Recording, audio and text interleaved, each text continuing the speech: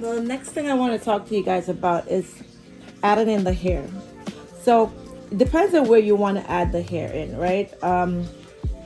You can add your hair after braiding just for a little. You can add your hair depending on how many pieces you want on your braids. You know, maybe every inch you can add one piece. If you do it that way, obviously you're going to have a lot of curly hair, all right, in your client's head. It's going to be more curly. It's going to look more curly than straight, like you do a sewing or something like that, and not this braids. My client requested to have the two front ones, like all the way, so you guys can see over here. And I'm going to show you how I accomplished that look on this side, that the curly piece is coming literally like from the beginning of the braids. And I'm going to show you guys how I accomplished that for those who are wondering how I got it all the way in, because that would mean you have to put in the curly piece before all of your straight pieces. Unlike the other braids, I put in my straight pieces and then I put in the curly piece. Okay, so I'll show you guys how we do that. In the meantime, enjoy watching these last 3 braids.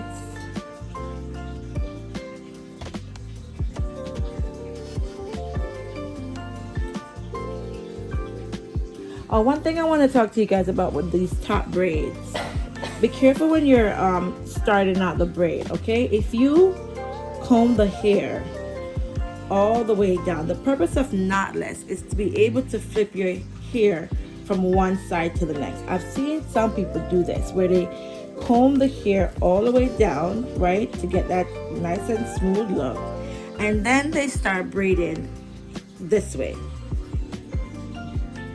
I'm gonna show you guys what that looks like. If I were to start braiding down here, right, and I'm not going to add it here, I'm just going to show you what that would look like. As long as I keep my hair, my braid on this side, it's not bad, right? But what if I wanted to flip it over here? Do you guys see what happens? All right, let me just come a little closer. If I wanted to flip this, you can see now it looks funny, right? It doesn't look like it should be flipped. And if I'm getting knotless done, I want to have the privilege of keeping it the way it was braided or flipping on the other side, as you guys can see. All right, so what I've noticed, all right, when you're braiding, you don't want to start the braid all the way down at where the part is. You want to start your braid from in the middle. All right, so you want to comb the hair. Yes, you do want your hair to be smooth. I absolutely agree. But you want to comb it where your braid is going to be in the middle. So I always comb it upwards. All right, so when I start braiding, I'm grabbing the hair from in the middle of the braid, of the part or the side or the piece that I'm going to braid.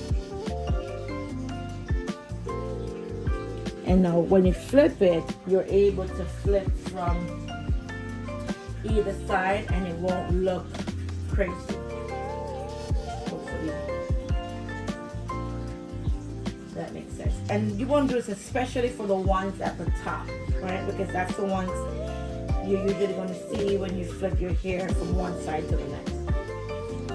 So be very careful when you're putting in braids.